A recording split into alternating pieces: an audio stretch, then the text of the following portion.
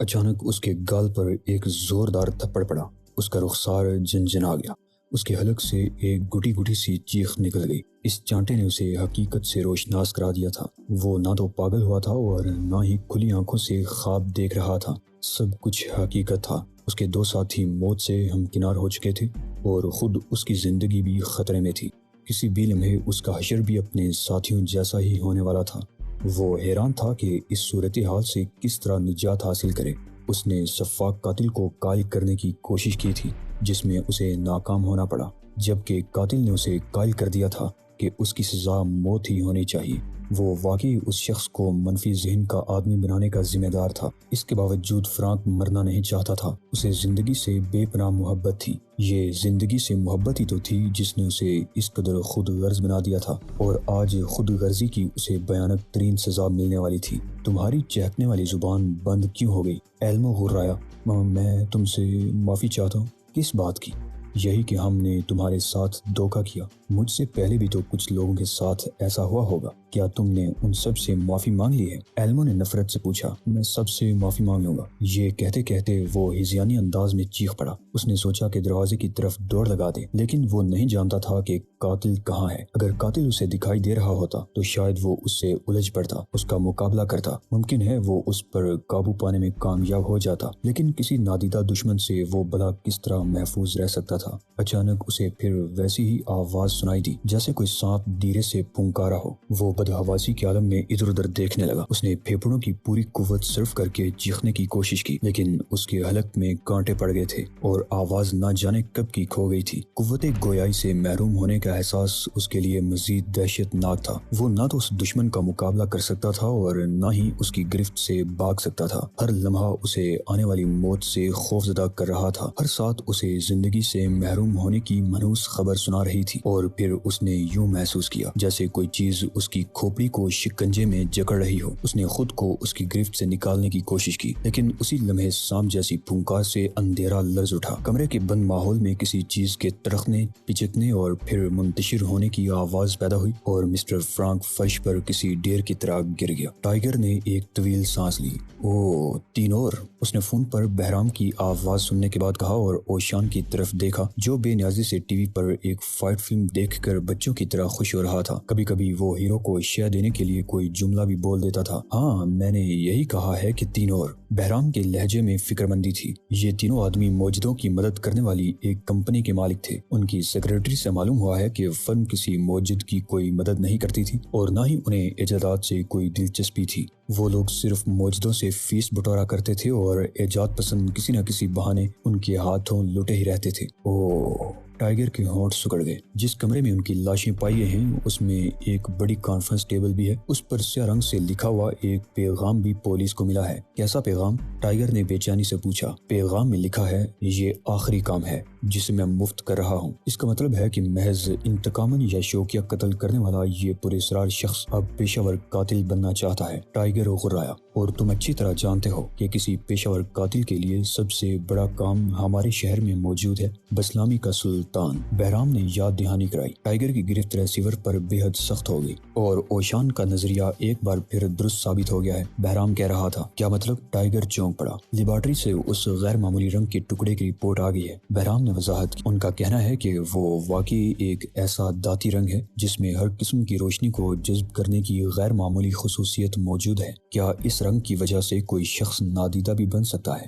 دھوپ اور غیر معمولی تیز روشنی میں وہ محض کسی سائے کی طرح نظر آ سکتا ہے، لیکن ہلکی روشنی یا تاریکی میں انسانی آنکھ کے لیے اسے دیکھنا ناممکن ہے۔ بہرام نے جواب دیا۔ وہ اس رنگ سے رنگے ہوئے کپڑے استعمال کر کے ایسا کر سکتا ہے۔ اس کا مطلب ہے کہ وہ روز روشن میں کچھ نہیں کر سکتا؟ ہاں، بظاہر تو ایسا ہی لگتا ہے۔ بہرام نے تائید کی۔ آپ کو یاد ہے میں نے کہا تھا کہ بسلامی کے سلطان کی سیکیورٹی میں کتے بھی شامل کر دیے جائیں؟ کتے وہاں پہنچا دیے گئے ہیں، خونخوار بلڈ ہاؤنڈ، اور اب وہاں فلڈ لائٹس کا بھی بندوبست کروا دیں۔ یہ روشنیاں اس انداز میں لگائی جائیں جیسے کسی شبینہ میچ کے لیے اسٹیڈیم میں نصب ہوتی ہیں، اور ان سے اسٹیڈیم کا چپا چپا روشن ہوتا ہے۔ بہت اچھا خیال ہے، بہرام نے خوش ہو کر کہا۔ ٹائیگر کو اپنے کانوں پر یقین نہ آیا۔ بہرام نے اس لہجے اور اس انداز میں فی البدیہہ اس کی کسی بات کو کبھی نہیں سراہا تھا۔ اس کے یہ تعریفی الفاظ ٹائیگر کے لیے اجنبی سے تھے۔ ابھی بھی آپ نے کیا کہا تھا سویٹ ہارٹ؟ میں نے کہا تھا کہ بہت اچھا خیال ہے، اب میں اطمینان سے مر سکوں گا۔ ٹائیگر چہک پڑا۔ نہیں، مرنا نہیں، اور نہ ہی دوسروں کو مرنے دینا۔ ٹائیگر، تم زندگی کا نشان ہو، خدا کی طرف سے ہمارے لیے ایک نعمت ہو، زندہ رہو اور انسانوں کو زندہ رہنے میں مدد دو۔ اس کے ساتھ ہی سلسلہ منقطع ہو گیا۔ ٹائیگر دیر تک ریسیور کو گورتا رہا۔ آج بہرام کی باتوں سے اس کی روح تک خوشی سے سرشار ہو گئی تھی۔ اسے اپنی ذات پر بے پناہ فخر کا احساس ہوا۔ اس نے اپنی اس اہمیت پر دل میں خدائے بزرگ و برتر کا شکریہ ادا کیا اور آہستہ سے ریسیور رکھ کر اوشان کی طرف متوجہ ہو گیا۔ 3 اور کھوپڑیاں ٹوٹ گئی ہیں لٹل فادر، اس نے بلند آواز میں کہا۔ میں سن چکا ہوں، اوشان نے آنکھیں کھولے بغیر جواب دیا۔ میری سماعت ابھی اتنی کمزور نہیں ہوئی۔ بہرام بے حد فکر مند معلوم ہوتا تھا۔ جی ہاں، وہ بسلامی کے سلطان کے لیے پریشان ہے۔ ہمیں اس سے پہلے کسی غیبی مجرم سے کبھی پالا بھی تو نہیں پڑا۔ غیبی مجرم؟ ٹائیگر نے نفرت سے کہا۔ وہ سیاہ رنگ کے سوٹ والا ایک آدمی ہے، اسے نادیدہ انسان مت کہیں۔ دعا کرو کہ صرف یہی بات ہو۔ اوشان بڑبڑایا۔ لیکن کچھ ایسے بھی ہیں جن کی کھوپڑیاں ٹوٹ چکی ہیں، انہیں تم سے ہرگز اتفاق نہیں ہو سکتا۔ میرا خیال ہے کہ ہمیں چل کر جائے واردات کو ایک نظر دیکھ لینا چاہیے، ٹائیگر نے کہا۔ آپ بھی چلیں گے؟ اوشان اٹھ کھڑا ہوا۔ ٹائیگر نے اسے جس قدر تعظیم سے چلنے کے لیے کہا تھا، اس پر اوشان کا دل خوش ہو گیا، ورنہ اس نے محض اس لیے اونگنا شروع کر دیا تھا کہ ٹائیگر کو پریشان کر کے ہی ساتھ جانے پر آمادہ ہوگا۔ وہ روایت پرست تھا اور اپنی اہمیت کو ہمیشہ ملحوظ رکھتا تھا۔ وہ جائے واردات پر پہنچے تو آفس سیکرٹری نے انہیں کانفرنس روم میں پہنچا دیا۔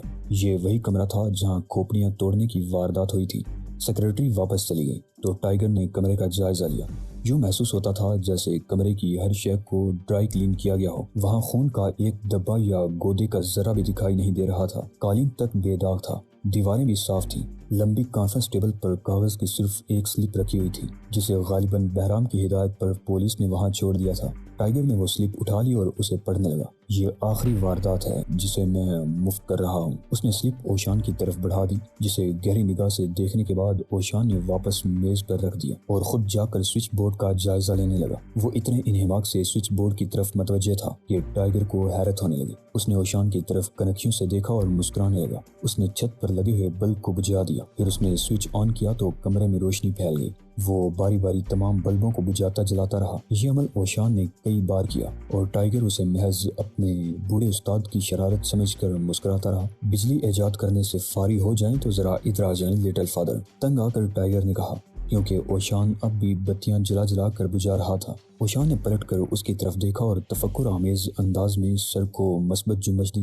وہ اس کے قریب پہنچا تو ٹائیگر نے پوچھا، یہ آپ سوئچ بورڈ کی ایسی تیسی کرنے میں کیوں لگے ہوئے تھے؟ میں کچھ سیکھنے کی کوشش کر رہا تھا، مجھ سے فرمایا ہوتا میں الیکٹریسٹی کی کوئی کتاب لا دیتا، ٹائیگر نے بنا کر کہا۔ ویسے آپ کیا معلوم کرنے کی کوشش کر رہے تھے؟ میں ابھی تک کسی نتیجے پر پہنچنے میں کامیاب نہیں ہو سکا۔ بجلی ایجاد ہو چکی ہے اور جس نے بھی اسے ایجاد کیا تھا اس نے کسی نتیجے پر پہنچنے کے بعد ہی اسے روشناس کرایا تھا۔ سوئچ بورڈ سے چھیڑ چھاڑ نقصان دہ بھی ہو سکتی ہے، یہ کنگ فو کا میدان نہیں ہے۔ ذرا سا سوئچ بورڈ خراب ہوتا تو اس وقت کوئلے کا بنا ہوا اوشان وہاں کھڑا نظر آتا۔ اوشان طنزیہ انداز میں ہنس پڑا۔ چلیے بیرونی دفتر میں اس لڑکی سے کچھ معلوم کریں۔ اوہ، تو تم اس لڑکی سے معلومات حاصل کرنے کے لیے بے چین ہو رہے تھے، اوشان نے مسکرا کر کہا۔ چلو فرزند، ویسے لڑکیاں بجلی کے کرنٹ سے کہیں زیادہ نقصان دہ بھی ثابت ہوا کرتی ہیں۔ ٹائیگر نے اوشان کے اس تبصرے پر ناک بھون چڑھاتے ہوئے دروازے کی طرف قدم بڑھا دیے۔ بیرونی آفس میں سیکرٹری اپنی سیٹ پر کسی نسوانی مجسمے کی طرح ساکت بیٹھی تھی۔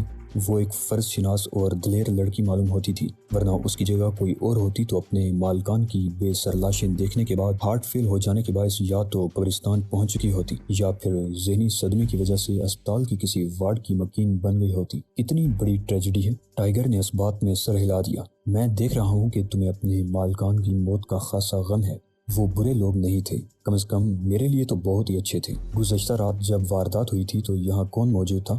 دفتر کا بوڑھا نگراں ویلی، اس وقت وہ ایک کمرے کی صفائی میں مصروف ہے۔ کیا آپ اس سے ملنا چاہتے ہیں؟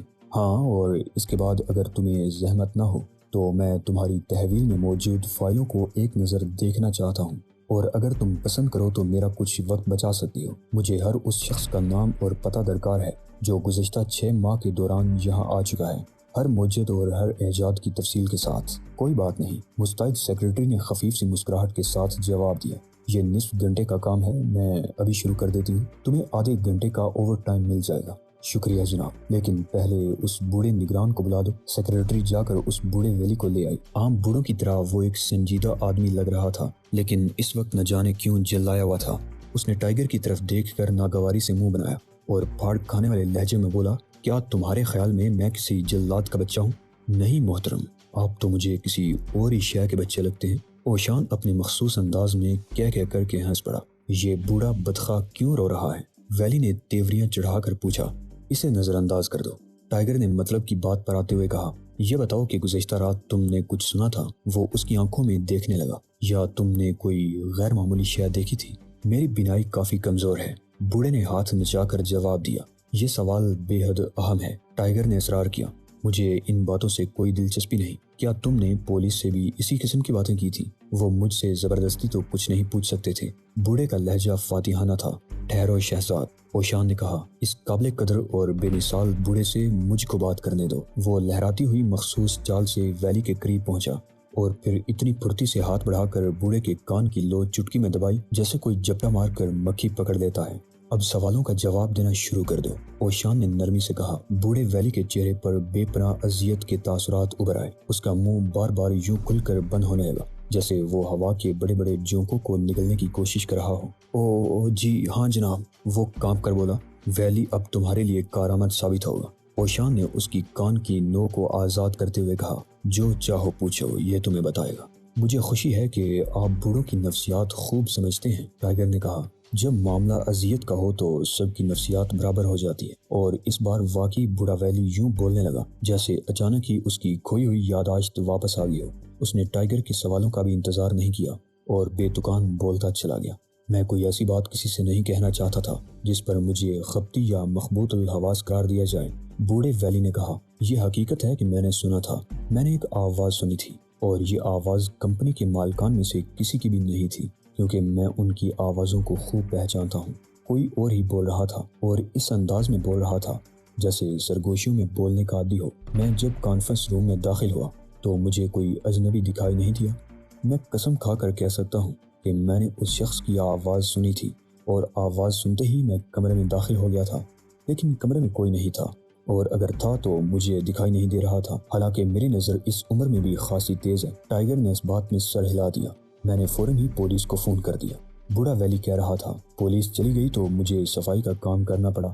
اف میرے خدا، میں نے اپنی زندگی میں صرف ایک ہی دن میں اتنی زبردست صفائی کبھی نہیں کی تھی۔ یوں لگتا تھا جیسے میں کسی ذبح خانے کی صفائی پر مامور کر دیا گیا ہوں۔ تو تم نے کسی کو بھی نہیں دیکھا، صرف لاشیں دیکھی، مغز بکھرے ہوئے اور کھوپڑی کے چیتھڑے فرش سے دیواروں اور فرنیچر تک پھیلے ہوئے تھے۔ وہ آواز کیسی تھی؟ دوبارہ سنو تو پہچان لو گے۔ سرگوشی، نرم اور پرسکون سرگوشی، ویلی نے جواب دیا۔